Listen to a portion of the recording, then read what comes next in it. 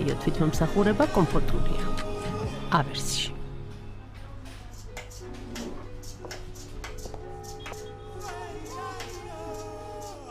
ორბი ჯგუფის შოკ აქცია ბათუმში. აპარტამენტები შოკ ფასად 18750-ად. დიახ, შოკ ფასად 18750-ად. ორბი მილენიუმი ორბის ახალი გრანდიოზული პროექტია ბათუმში. ზღვის ხედით, უმაგრესი ლოკაციით. პროექტის ავტორია მსოფლიოში ერთ-ერთი უძლიერესი ბრიტანული არქიტექტორული კომპანია ლოკისონეარი. კომპლექსში განთავსებული იქნება 5 ვარსკვლავიანი ბრენდული საერთაშორისო ოპერატორი. გაცნობებთ, რომ კომპანიის ოფისებში მსურველთა ცოცხალი რიგებია. ამიტომ დაგვიკავშირდით, რომ ჩაეწეროთ რიგში ან შეუკვეთოთ ონლაინ ვიზიტი. დაგვირეკეთ ან მოგწერეთ 0322 200 700. ან ეწვიეთ ჩვენს ვებგვერდს orbit.g.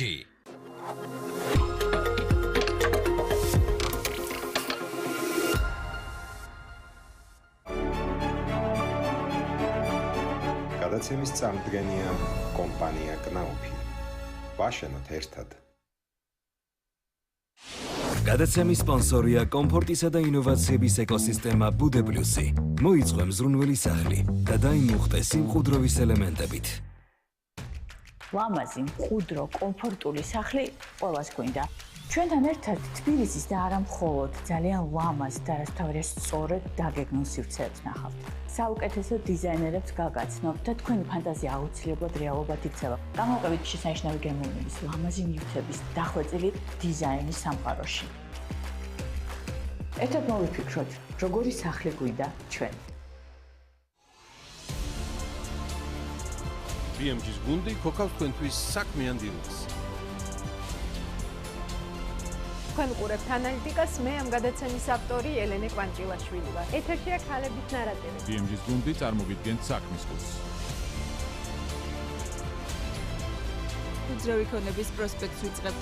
ეს საქმიანი საღამო. გადაცემა ბიზნესზე, ეკონომიკაზე და გეოპოლიტიკაზე. BMG TV-ზე წერტილის დროა.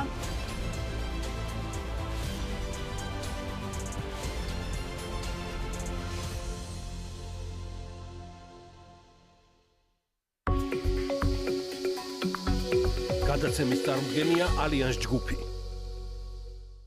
როგორ ვითარდება ქვეყნის ეკონომიკის ერთ-ერთი მთავარი სექტორი? რა ახდენს გავლენას ფასებსა და მოთხოვნაზე? რამდენად იცავენ უსაფრთხოების სტანდარტებს სამშენებლო და დეველოპერული კომპანიები და რას უნდა მიაქციოთ ყურადღება უძრავ ქონებაში ინვესტირებამ? ყოველ სამშაბათს 5-ის 5 წუთზე BMG TV-ის პირდაპირ ეთერში მოგიყვებით ყველაფერს, რაც უძრავი ქონების ბაზარზე აქტუალურია. უძრავი ქონების პროსპექტი თათია ჩაფიჩაძესთან და გუგა კობახიძესთან ერთად. გადაცემის წარმომადგენელია ალიანს ჯგუფი.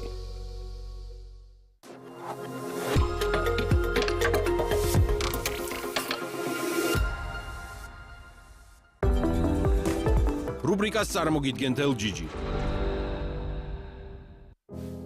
გველი რომ აკრძალული ყოფილიყო, ადამი მასად შეჭამდა. ლევ ტოლსტოი.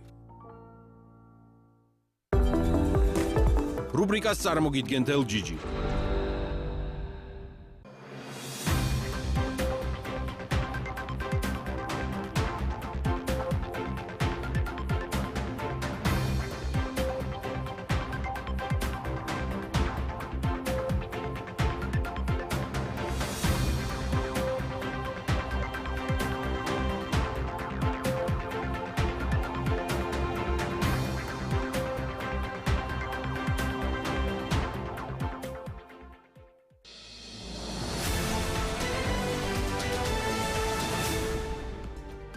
ხამეინი მკვდარია. ამერიკის შეერთებული შტატების პრეზიდენტი დონალდ ტრამპი ირანის უმაღლესი ლიდერის აიათოლა ალი ხამეინის ლიკვიდაციის შესახებ ისრაელური მხარის მიერ გავრცელებულ ინფორმაციას Truth Social-ზე ადასტურებს და წერს, რომ ხამეინი ისტორიაში ერთ-ერთი ყველაზე ბოროტი ადამიანი მკვდარია. ტრამპი წერს, რომ ეს არის სამართლიანობა არა მხოლოდ ირანელი ხალხისთვის, არამედ ყველა დიდებული ამერიკელისთვის და იმ ადამიანებისათვის მსოფლიოს მრავალი ქვეყნიდან, რომლებიც ხამეინიმ და მისმა სისხლისმსმელი ბანდების დაჯგუფებამ მოკლეს თუ დაასახიჩრეს. მან ვერ შეძლო სამშობლო თავი აერიდებინა ჩვენი დაზვერვის და უაღრესად დახვეწილი თვალთვალის სისტემებისათვის და ისრაელთან მჭიდრო თანამშრომლობით არ არსებობდა არაფერი რის გაკეთებაც მას ან მის გვერდით მოკლულ სხვა ლიდერებს შეეძლოთ. შტატების პრეზიდენტი გამოთქვამს იმედს, რომ გუშაგთა კორპუსი და პოლიცია მშვიდობიანად შეერწყმება ირანელ პარტნიორებს და ერთიანად იმუშავებენ, რათა ქვეყანას დაუბრუნონ ის სიდიადე, რომელსაც ის იმსახურებს.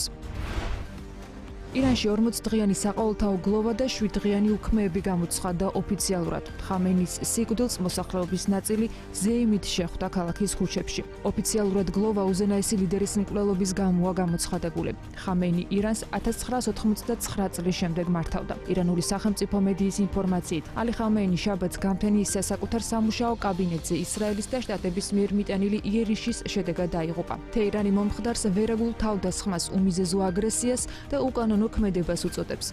საპასუხოდ ირანმა რაკეტები ისროლა ისრაელის და კიდევ 7 ქვეყნის მიმართულებით, მათ შორის სპარსეთის ყურის იმ სახელმწიფოებისაკენ, სადაც შტატების სამხედრო ბაზებია განთავსებული. ისრაელის პრემიერ-მინისტრმა ბენიამინ ნეთანიაჰუმ დაადასტურა, რომ ხამეინის რეზიდენცია სრულად განადგურებულია. გამოცემა ხალეჯ თაიმსის ინფორმაციით, იერიშებს ემსხვერპლნენ ირანის თავდაცვის მინისტრი, რევოლუციის გუშაგთა კორპუსის სარდალი. ისრაელის თავდაცვის ძალების ინფორმაციით დადასტურებულია კიდევ 5 მაღალჩინოსანი სამხედრო პირის სიკვდილი, მათ შორის არის უზენაესი ლიდერის მრჩეველი. ირანული მედია ასევე აღწერებს ინფორმაციას, რომ თავდასხმისას დაიღუპნენ ხამეინის ოჯახის წევრებიც, ქალიშვილი, შვილიშვილი, სიძე და რძალი. შეერთებული შტატები ისრაელის საჰაერო იერიშების შედეგად აიათოლა ალი ხამეინის ლიკვიდაციის დადასტურების შემდეგ ირანი ახლო აღმოსავლეთში ისრაელის და სპარსეთის ყურის ქვეყნების მიმართულებით რაკეტების და დრონების გაშვებას განაგრძობს. ირანის ისლამური რევოლუციის გუშაგთა კორპუსმა განაცხადა, რომ ისლამური რესპუბლიკის ისტორიაზე ყველაზე დამანგრეველი თავდასხმით ოპერაციას იწყებდა, თუმცა ტრამპი უპრეცედენტო ძალის გამოყენებით დაიმუქრა იმ შემთხვევაში, თუ ირანი თავდასხმით ოპერაციებს დაიწყებს. 1 მარტს ევროკავშირის საგარეო საქმეთა საბჭოს საგანგებო სხდომა ჩაინიშნა. კალასის ინფორმაციით, ევროკავშირი ყურადღებით აკურდება რეგიონში არსებულ დაძაბულობას და მუდმივ კომუნიკაციაშია პარტნიორებთან. სპარსეთის ყურის ქვეყნებში ჩვენს პარტნიორებთან კონტაქტზე ვართ. ირანის რეჟიმი მეზობლების წინააღმდეგ თავდასხმებს ახორციელებს, რაც რეგიონის ფართო მასშტაბიან ომში ჩათრევის რისკს შეიცავს. ჩვენ ამას ვგმობთ, წერს კაია კალასი. ევროკავშირის მთავარი დიპლომატის თქმით, შექმნილ ვითარებაში პასუხისმგებლობა ირანის ხელისუფლებას ეკისრება და რეჟიმს არჩევანი აქვს გასაკეთებელი. კალასი ხაზგასმით აღნიშნავს, რომ საერთაშორისო საზოგადოების მთავარი ამოცანა ესკალაციის თავიდან არიდება. მნიშვნელოვანია, რომ ომი კიდევ უფრო არ გაფართოვდეს, წერს კალასი.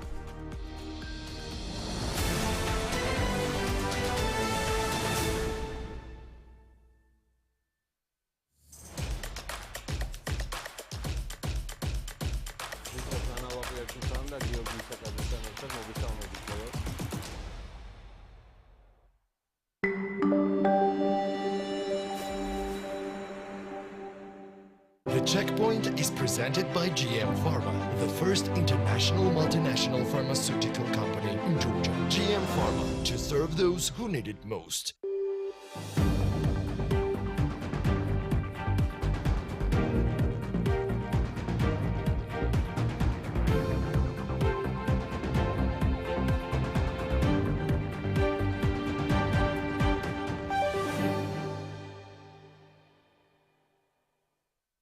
This is the Checkpoints. I'm Elena Kvangelashvili, author and the host of the show, and the Checkpoints team is ready to sum up business and economics week for you.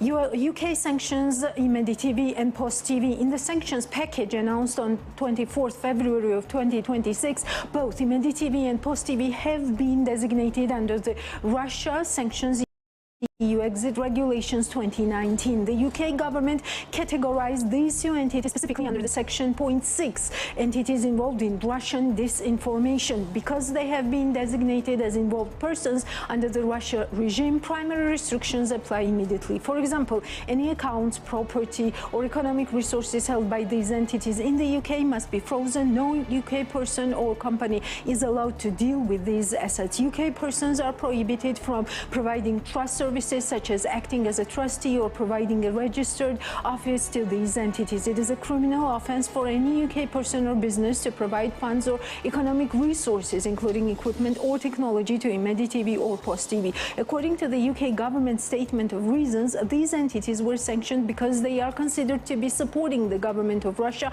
by participating in or facilitating Russian disinformation and propaganda campaigns. While these are UK-based legal restrictions, the impact often ripples through international systems. For example, international banks with UK branches may restrict or close accounts belonging to these entities to avoid secondary sanction risks, and or partnerships with UK-based media organizations, satellite providers or software companies may be terminated to comply with the prohibition on providing economic resources. TV Imedi responded to British sanctions. TV Imedi responded to the sanctions imposed by the United Kingdom. In a statement released by the channel, they declared that the British government's decision carries no value to them. The television station believes that amidst the sanctions, what matters most is the trust of the Georgian people, which is why the channel remains a ratings leader. British ambassador was summoned to the Ministry of Foreign Affairs of Georgia. British Ambassador Gareth Ward has been summoned to the Ministry of Foreign Affairs of Georgia. This statement was made by the Minister of Foreign Affairs of Georgia, Maka Bochorishvili, during the program Ghamis Courier Night Courier on Rustavi 2. According to Bochorishvili, they are demanding an explanation from the ambassador regarding the grounds for sanctioning Georgian television channels. We have had communication with the British side. I expect the British ambassador to arrive at the Ministry of Foreign Affairs tomorrow. We will demand an explanation regarding the basis for such a decision to sanction Georgian television stations. Beyond the fact that we are talking about freedom of speech, its standards and the media, when it comes to sanctions, very solid legal grounds are required, Bochorishvili stated. He presented nothing specific, Minister Bochorishvili stated on UK Ambassador Gareth. Following the meeting, the Minister of Foreign Affairs, Maka Bochorishvili, made a comment. The British ambassador was at the Ministry of Foreign Affairs. We requested that he present the basis for the decision made in London. I have not been seen any such evidence or document that would justify this decision. He presented nothing specific. I only heard the assessments upon which this decision is based. However, I did not hear what these assessments themselves are based on when they claim that we are supposedly strengthening Russia and weakening Ukraine, or that the Georgian public is somehow undermining Ukraine's territorial integrity. These are allegations we do not share. I did not hear specific examples from the ambassador during the 40-minute meeting. I did not hear a single argument that would justify the decision made by London. He did not present any factual material during this meeting, said Bochorishvili. Following the conclusion of the meeting, Gareth Ward did not make a comment to the media. Banks are obliged to comply with local rules, Natia Turnava stated. Commercial banks are operating in the country are legal entities established under Georgian legislation whose activities are subject to the Constitution of Georgia and national legislation. In the event of a conflict between a normative act adopted in another jurisdiction and the Constitution or legislation of Georgia, operating commercial banks are obliged to act in accordance with the norms established by the Constitution and legislation, reads the comment by Natia Turnava, acting governor of the National Bank of Georgia, released by TV Imedi. The exception clause is as follows. On September 18, 2023, the United States sanctioned former Prosecutor General Otar Partsxaladze. Following this, in accordance with international sanctions, Georgian banks froze all of his accounts. However, in the following days, the process changed radically. On September 19, 2023, the National Bank of Georgia introduced an emergency amendment to the rules for implementing sanctions regimes. Under the new regulation, international sanctions will apply to Georgian citizens only if a Georgian court issues a guilty verdict against them. The NBG explained this decision by stating that the Partsxaladze case was the first precedent of sanctions being imposed on a Georgian citizen. The response from banks and resignations followed. The following morning, major commercial banks, Bank of Georgia, TBC Bank and Liberty Bank, announced that despite the NBG's decision, they would continue to comply with the international sanctions regime. This move was preceded by statements from Irakli Obliged, then chairman of Georgian Dream. He argued that freezing accounts contradicted the Georgian Constitution and the European Convention on Human Rights, as it violated the presumption of innocence. According to Obliged, the government government needs evidence, and one cannot call a person an agent without the appropriate legal basis. Following this decision by the NBG, several high-ranking officials resigned. Vice Presidents Nicolas Gagua, Archil Mestverishvili and Papuna Lejava, advisors and department heads, Georgi Bakradze, advisor to the President on economic issues, Gvansa Tskitishvili, head of HR, and Tamar Usikashvili, head of the legal department. Although the National Bank maintained that Georgia will never become a place for bypassing sanctions, this decision raised the questions among local and international partners regarding the stability and independence of the country's financial system and became one of the bases why the IMF stopped the standby program for Georgia. Lasha Khutsishvili expects Georgia's credit rating to improve.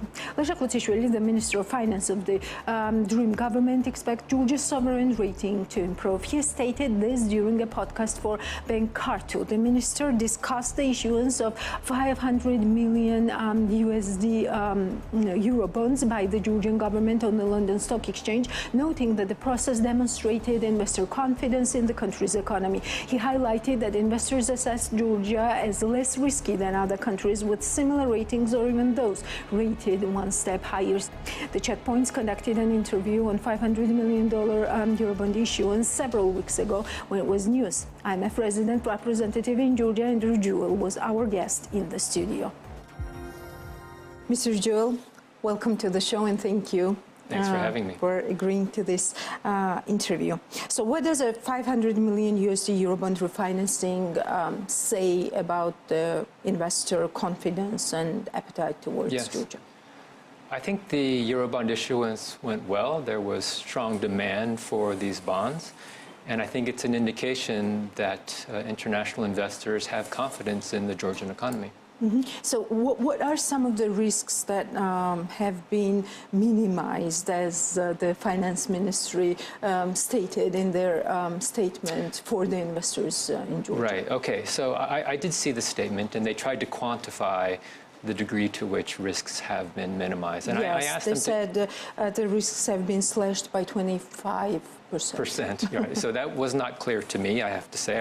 I asked the Ministry of Finance to clarify. So what they're referring to here is they are looking at the Georgian government's cost of borrowing costs in U.S. dollars, and comparing it to the U.S. government's cost of borrowing. The U.S. government's cost of borrowing is the benchmark, is the international benchmark. So not surprisingly, it costs the Georgian government more to borrow in dollars than the U.S. government. And the difference is called the spread. Yes. And what the authorities are saying is when they issued a bond in 2021, that spread was greater than it is now. So the spread has declined by about it was about half a percentage point. So that suggests that investors see the country risk now less than it was in 2021. That's what the authorities are saying. And what is implied in this country risk? Many things. I mean, basically, when an investor buys a government bond, they want to be sure that they're going to be repaid. So in this case, the issuance was in dollars. Will the government have the resources, the dollars, to repay the bond in 5 years' time? So they're looking at a number of indicators. They're looking at how's growth in the economy, how's inflation, how's the level of debt, how's the strength of the banking system, what is the level of reserves of the central bank. So they're looking at a range of indicators, and I think on the whole, they see that these risks have decreased compared to 2021, and that's why you see the spread decreasing. Yes, these macro parameters, I mean, yes, it's understandable. But what both Finance Minister and NBG President have underlined is that this successful placement is the result of Georgia's positive reforms. What are some of the reforms that you would identify as positive reforms recently in Georgia that could have helped investors to boost their confidence? So my sense is that investors, again, are looking at the broad macro indicators, which are very positive. Growth has been quite strong since COVID. Inflation now is a bit above target, but we, the IMF, do not see broad-based price pressures. The fiscal situation is quite good, so your viewers may not know this, but there's a fiscal rule in Georgia. The fiscal rule says that government deficits should be below 3% of GDP, government debt should be below 60% of GDP. And since COVID, they have met these targets quite easily. The deficits have been well below 3%, and the debt has come down from, it was above 60%, I think, in 2021. Now it's around 35%. So investors take notice of these trends. I mentioned NBG reserves. They had been somewhat depleted following the elections in 2020. I'm losing track of my time. 2024. But now they are at record highs, so the NBG has managed to replenish its reserves. And I think investors are looking at these macro indicators and they think this is a very positive story, and we are confident that these bonds will be repaid in 5 years' time. So it's more numbers than any like specific reforms. I think they're looking at the broad macro picture, which is, again, quite positive. And I could also point out that, so the spread for Georgia has narrowed over time, but that's also true of many emerging market countries. It's not just Georgia. So there's a very positive trend for emerging markets who are issuing bonds. Are investors taking note of some of the reforms that are, for example, like vastly criticized globally by Venice Commission, for example, like FARA, like loan grants, like current changes that are being discussed right now at the Parliament, targeting specifically already like businesses? So I cannot speak for all investors, and clearly there's different investors have different views of the economy and of what's happening domestically. I do think that investors recognize that there are domestic tensions, domestic political tensions in Georgia. And we, the IMF, have cited this as a risk. To what extent it affects their overall view toward Georgia, their sentiment, their desire to invest in Georgian bonds, I cannot say. I think it does affect sentiment to some degree, but given that demand for these bonds was quite strong, I think overall, investors have a positive view of the Georgian economy.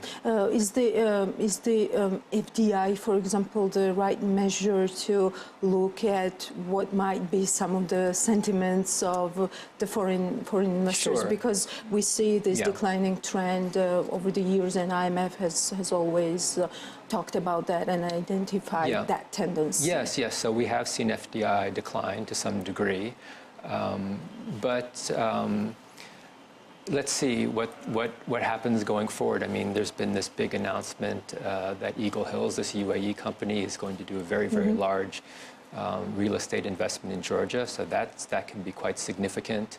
I do think that the fact that FDI has been declining could reflect some concerns about what's happening in Georgia. What could IMF program for Georgia change in this situation? I don't know whether it's the right type of question, but do you, as the IMF, think that it could bring change to the country, especially when we're talking about the confidence of investors in what's going on in the economy? Right. So, as you know, there was a program. It was suspended, and then it expired last summer. So there's no program currently. Will there be another program? Should there be another program? And this is really a question for the authorities. It's entirely up to them whether they want to request a new program. They have at various times expressed interest in a new program, but to date we have not received a formal request.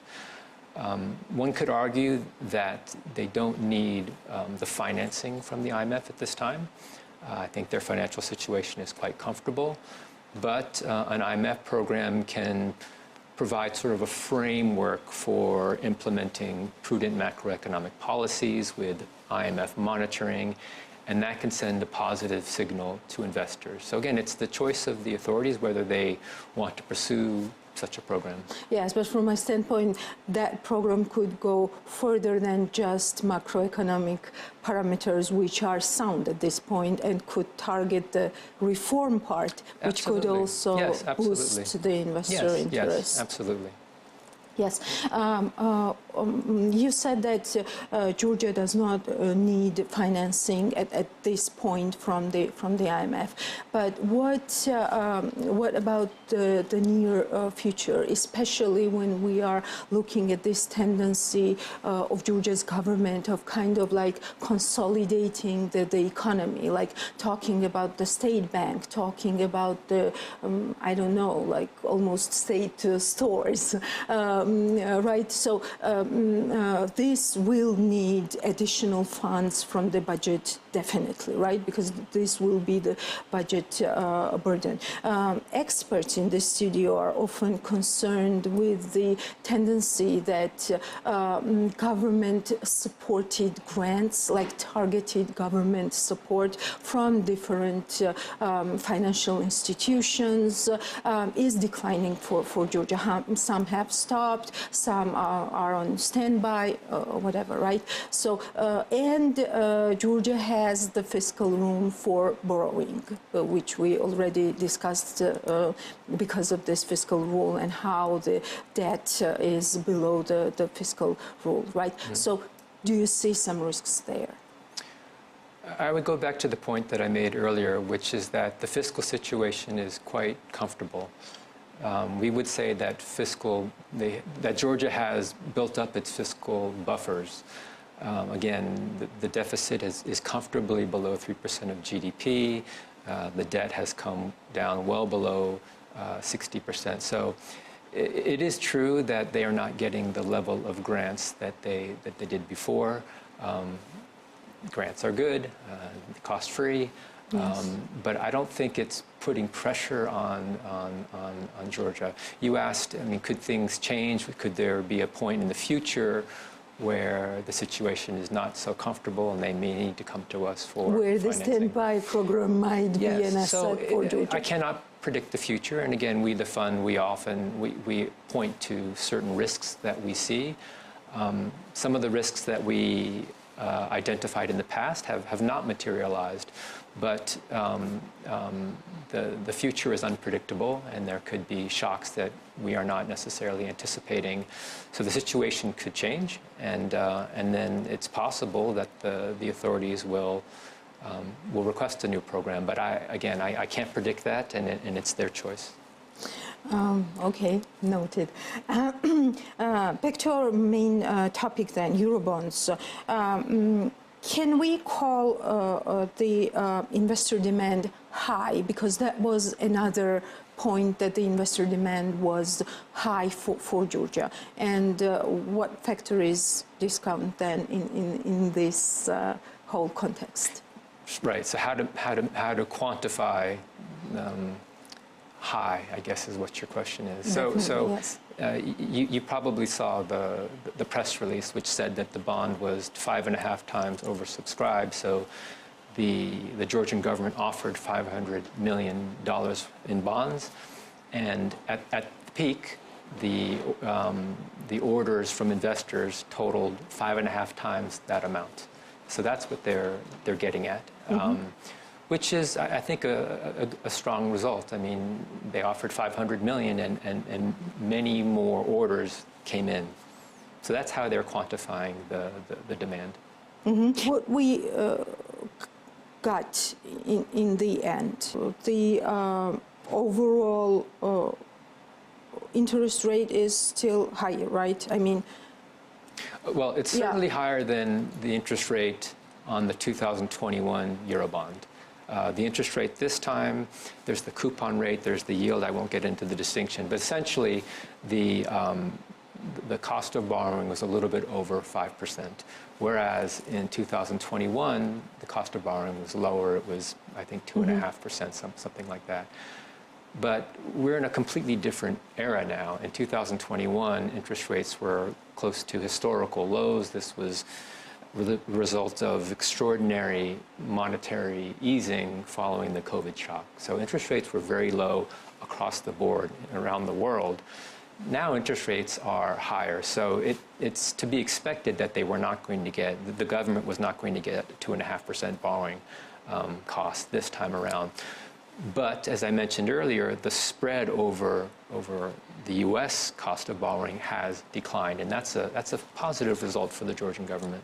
Mm-hmm. Yes, and my last question. I remember the time when IMF was very vocal in Georgia and very active in Georgia, especially before and during COVID, and we know what role IMF has played for Georgia to get hold of the grants and credits to get through the COVID-19. What has changed? I mean, what made you go low profile for media?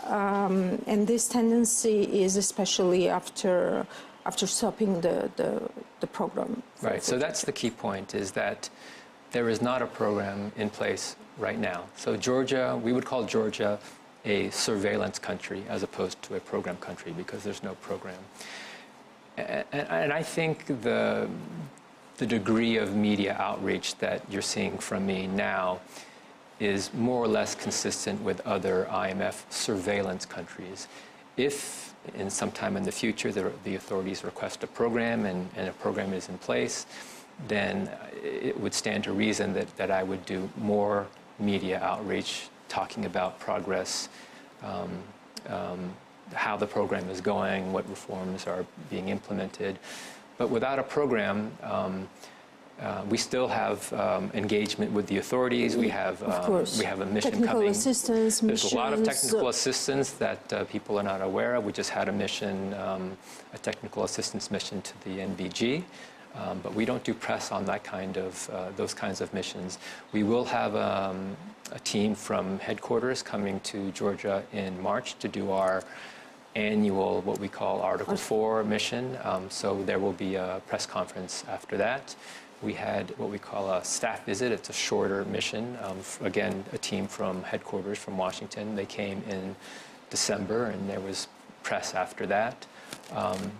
But again, it's a surveillance country, so there's just not as much media outreach with surveillance countries. Thank you so much. You're welcome. Even more for agreeing to this interview. My pleasure. Thank you. Thank you. Organized by TBC Capital, the International Capital Markets Conference is being held in Tbilisi for the second time. The event brings together the world's leading financial institutions and key capital market players from Georgia and Uzbekistan. The inaugural conference in 2024 demonstrated that this event exceeded a one-off format and possessed the genuine potential to evolve into a regional platform for investors, issuers, investment banks, and public sector representatives. Continuing this vision, international partners, including JP Morgan, are actively involved in this year's expanded regional format as well. One of the keynote speakers of the conference is Stefan Weiler, managing director at JP Morgan, who is visiting Georgia at the invitation of the TBC Capital. We spoke with him regarding the potential of both the region and Georgia specifically. So, Mr. Weiler, dear Stefan, great to have you online, and it's my privilege to have you here back on my screen and having an interview with you, and hope to see you in Tbilisi soon. Thank you. Thank you for having me. It's very nice to talk to you again. Thank you. And yes, I'm looking forward to my next trip to Tbilisi as well. Yes, and quite sure this will take part, like in TBC Capital's Markets International Conference. And once again, you will be among the key speakers at the Caucasus region's largest capital markets event, which is being held, as far as I remember, for the second time and this year, and then expanded. It's going to be expanded regional format. You are aware of it. How do you see TBC Capital's initiative evolving into a truly regional venue? I mean, bringing Stefan together international investors, issuers, investment banks, policymakers, opinion makers, and further strengthening Georgia's position on the global capital markets map? Please. No, thank you for the question. It will be a great honor and pleasure for me to attend this conference again. And you're right, it is the second edition of the conference. And judging by the success of the first, it will be a very important event again in March this year, where JP Morgan are very much looking forward to attending it. But we also know that, as you said yourself, investors, potential issuers, and our other market participants are also eagerly looking forward to the event. I would say that the conference itself is a very efficient way, for an information exchange. And I think by that I mean investors are seeing a platform that allows them to receive a download on the most recent developments in Georgia and the broader region. They will have an opportunity to meet with existing borrowers as well as potential new borrowers. So it's a very efficient way to explore, the country and the region and potential investment opportunities. At the same time, the conference was also very well attended by prospective new issuers from Georgia and some other countries. And I think for these companies who are less familiar with the international capital markets, I think it's a fantastic opportunity to learn, to observe, to network, and evaluate whether an international market transaction is something that fits into or that should fit into their strategy or not. So it's a very very efficient and popular event, and I'm very glad that TBC decided to do this for the second time, and I think it will probably be a feature for some time in the future. Can we be a bit more specific in your understanding? What should the conference audience expect from JP Morgan this year? I mean, everything is changing constantly in a minutes range, maybe. Fantastic times we're living in, but at the same time, is there a proper view what you can deliver in advance? Yeah, I mean, we support TBC in organizing this event. We did, though, when they organized it the first time, and we were grateful for having the opportunity to do it again. We will bring actually a quite senior delegation across different product groups to TBC to support the event. So this will include a global economist from New York. This will include regional economists from based in London. This will include product specialists like myself for debt capital markets, but also for derivatives. This will also include economists that cover Georgia and the broader region, including Uzbekistan. And so, we will be present on a number of the panels that are being planned by TBC Capital, and we look forward to participating, contributing, and I personally will moderate a panel that discusses the recent successes that Georgia Sovereign and also Silk Road Group have had in the international capital markets. So there we go. Considering the size of Georgia's economy, Stefan,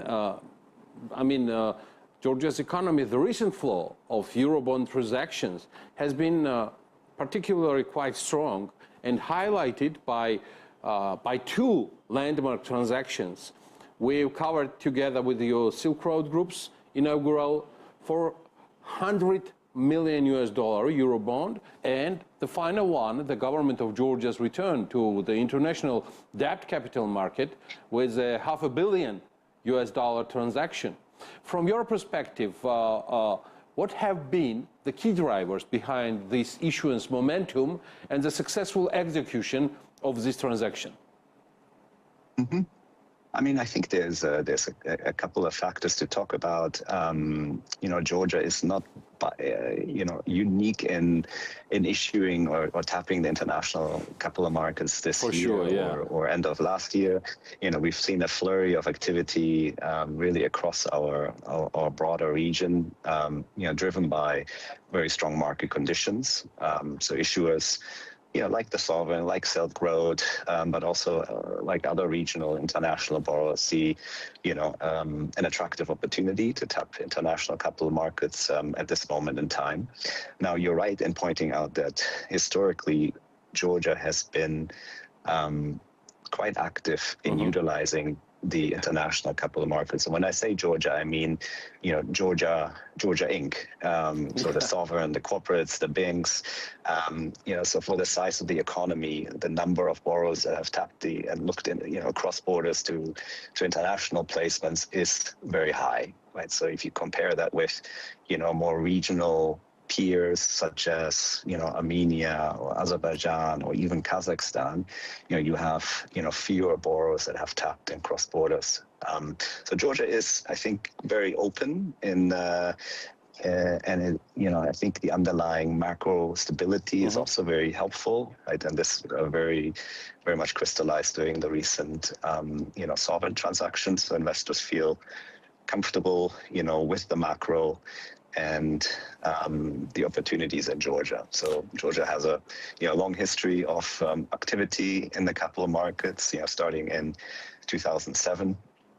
And so it's an almost 20-year history that the country has in the international capital markets. Yeah, and given that TBC Capital itself acted as joint lead manager on both deals, how would you assess the value added by the collaboration between international and local investment banks in Eurobond transactions from Georgia? No, it's been a very pleasant, professional, and successful partnership between us and local brokers such as TBC Capital. We're always very impressed by the professionalism of TBC Capital, and clearly there are some local elements that are also important for an international exclusion. So there will be local participants such as the Georgia Pension Fund, for example, that could look at international issuances, or some other local investors that TBC Capital or Galton Taggart have access to that is maybe superior to what international banks have locally. Yeah, I got you. This year's conference, going back to our main topic, extends its focus, Stefan, beyond Georgia to Uzbekistan as how to say it, as a next frontier for global investors.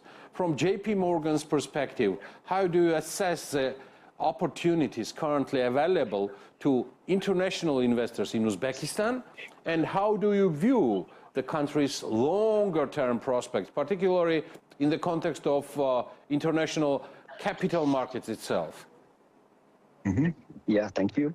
No, it's been a very exciting story for us as well as international markets. Ever since the change in leadership that happened a few years ago, and the economy opened up and pursued a reform agenda. International investors and banks like ourselves really saw a huge opportunity in Uzbekistan. And so we have been involved in Uzbekistan since the late 90s. So JP Morgan does have an office in Uzbekistan for many years, since the 90s. But really the investment banking activity has really picked up only over the last several years. And we've seen international investors showing great interest. I mean, there's a lot of natural resources. There's a banking system that is transforming itself. And so we had a great variety of borrowers tapping the market so far, be it SOEs, be it banks, be it private banks, be it the sovereign, be it in dollar issuance, be it in local currency issuance. So there's been a lot of activity, which is reflective of the interest that investors have in the country. So Uzbekistan is on an upward trajectory in terms of its credit quality, and investors appreciate this and hence are very comfortable investing there at the moment. Same here, same here. And finally, before your arrival as JP Morgan, the leading partner for CMEA Eurobond issuers and the only bank to have led all Eurobond transactions from Georgia. What is your outlook for capital markets activity in Georgia and for the broader region over the coming years? You are overviewing and monitoring this with your economist teams permanently. So please go ahead. Yeah, sure. Thank you for the question, and thank you for highlighting JP Morgan's success in Georgia. I appreciate that very much. No, look, I think we will,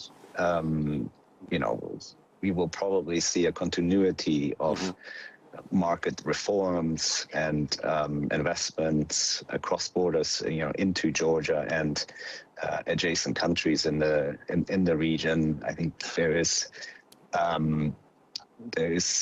I think, medium-sized companies that may emerge, right, that we're paying attention to now, that may be too small, they don't have the scale, for an issuance in the public international markets at present, but may do so or may have the ability, for that in the years to come. So we're always looking for new clients, and this also comes back to your first question, about the usefulness of this conference, because it does include also many prospective issuers from Georgia and other countries. And so we should see a continuation of new borrowers tapping the market. I would expect that if the macro environment remains similar or is even better than what it is today, we should see an increase and a pickup in issuance from borrowers, throughout the region. And you know that JP Morgan has a long history in Georgia, has a long history in the CIS and ex-CIS. So we look forward to playing a pivotal role in that process. So thank you so much, and till the next meeting, and hopefully it's going to be peer-to-peer, and we'll have a time to sit and chat again for the business community of Georgia region and worldwide. Thank you so much, dear Stefan. Thank you for the opportunity, and I look forward to seeing you in Tbilisi. See you. Bye. And it's high time for our review of news and outlook in business. Loboda Spa Resorts Commercial Director Maka Glighashvili says the hotel's occupancy during the off-season in Kakheti has dropped by 10%. She notes that winter is traditionally a weak period for the region, but this year the decline is mostly linked to reduced activity from local tourist groups and non-governmental organizations, which previously generated significant demands through trainings and seminars. Glighashvili explains that many NGOs and international organizations either no longer operate at the same scale or have lost funding, leading to fewer corporate events in Kakheti. As a result, several hotels in the region are facing low occupancy, and some have even closed during the low season. Despite the challenges, Loboda Spa Resort is less affected because international tourists helps offset the decline in local demand. According to Glighashvili, the resort finished 2025 with strong results, especially during the high season. In terms of international visitors, Israel has become the leading market for Loboda over the past 2 years, placing Gulf countries. Over 20% of bookings still come from Georgian guests, while the rest is split between visitors from Israel, the Gulf states, and CIS countries. Tbilisi's Central Director Levan Qaralashvili says consumer spending decreased by about 10% in 2025. As he told BMDG, the decline was driven by uncertainty, which caused people to cut back primarily on non-essential purchases. According to Qaralashvili, January and February are usually slow months, so no significant improvement is expected early this year. He notes while 2023 and 2024 were strong years for retail, especially following the post-pandemic rebound, 2025 saw a noticeable drop in categories such as household appliances, clothing, and other non-food items. Consumer behavior has changed. In an environment of uncertainty, people focus more on essential goods like food rather than electronics or clothing. They are more cautious and tend to save, he explained. He added that 2025 began particularly weak, with nearly a 25% decline in Q1, though the situation improved somewhat toward the end of the year. Preliminary bookings at Gonadze Vineyards Hotel in Racha have reached around 10% for the current year. Co-founders with Gonadze told BMDG Gonadze Vineyards has been operating in tourist for 3 years. The Chateau complex, which includes a winery, also features a hotel accommodating up to 30 guests. Alongside accommodation, we offer vineyard tours, wine tours, and guests can also enjoy our swimming pool, Gonadze said. According to him, room rates during the high season start at 300 lari with breakfast, and prices vary by season. During peak months, the hotel is almost fully booked. This year, we already have pre-bookings, but their share stands at roughly 10%. The busiest months are June and July and August, he noted. The tourist flows is diverse, with guests arriving from USA, Australia, Ukraine, Russia, and other countries. The project was implemented through a mix of private investment, state support programs, and bank finances. Gonadze Vineyards, established 30 years ago, owns 50 hectares of vineyards in Racha and produces 9 types of wine. The estate includes a chateau and hotel offering full hospitality services. Holding Group POSTV marked a milestone in 2025, designing over 1 million square meters of engineering projects while maintaining its construction operations. Over its 70-year history, the company has steadily delivered high-quality construction work with multiple ongoing projects at any time. Managing partner Stefan emphasized that the company stayed focused on consumption, adding engineering capabilities to provide a full project cycle from foundations to final handover. This approach, he noted, has helped them maintain trust and reputation in a competitive and evolving market. Founder David Chandladze explained that bringing engineering in-house solved challenges with outsourced companies, ensuring more control over critical elements and improving efficiency. The company now employs a dedicated team of engineers, technicians, and workers to manage all aspects of the project execution. Looking ahead, the company plans to complete its new office at Freedom Square next year and continue expanding its operations. Akhladiani stressed that innovation and adaptation to market trends remain key to their long-term growth and sustainability. Jotiashvili Family Winery in Kakheti, already active on international markets, plans to strengthen its existing position rather than expand to new countries. Co-founder Kaha Jotiashvili told BMDG that in 2026 the company will focus especially on US market, where awareness of Georgian wine remains low. Founded in the village of Telavi, Saniori in the 2002, the winery officially became LLC Satnacheli in 2013. Its main direction is traditional quarry winemaking, while also reviving rare Georgian grape varieties. The winery now cultivates over 40 varieties, 60 of which are in commercial production, and produces around 50,000 bottles annually. Jotiashvili says growth has been faster than expected, mostly funded from their own vineyards and resources, with only one small bank loan used and later repaid. The business employs 12 people year-round, expanding during harvest. He emphasized they don't plan to significantly boost production in order to maintain quality. If we grow too much, it will be difficult to keep the same standards. About half of the vineyard's output is sold locally and half exported mainly to EU countries and US. The local price range from 24 lari to 90 lari, while some wines cost over 60 USD abroad. Despite global declines in wine consumption, demand for their products remains stable and international prices continue to rise.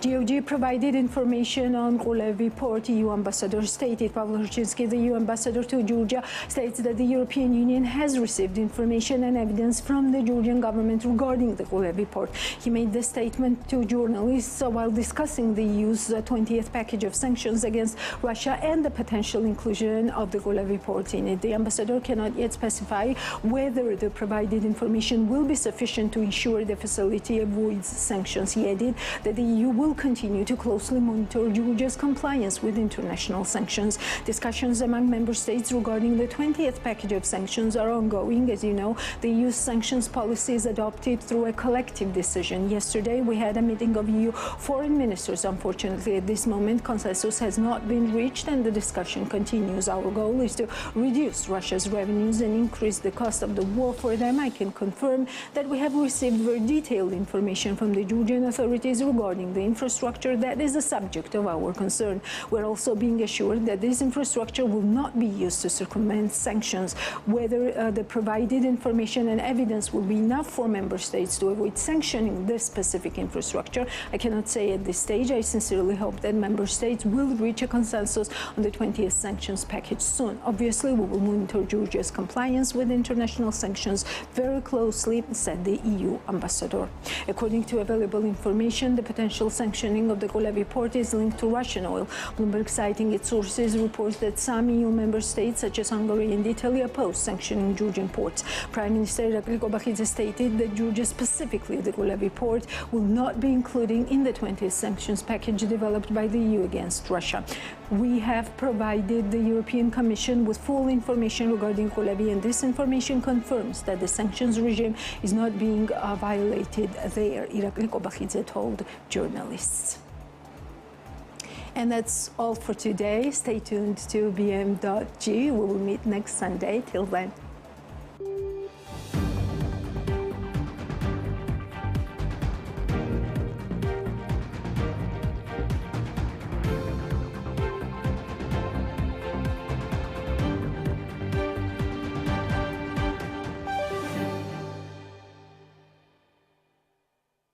The Checkpoint is presented by GM Pharma, the first international multinational pharmaceutical company in Georgia. GM Pharma, to serve those who need it most.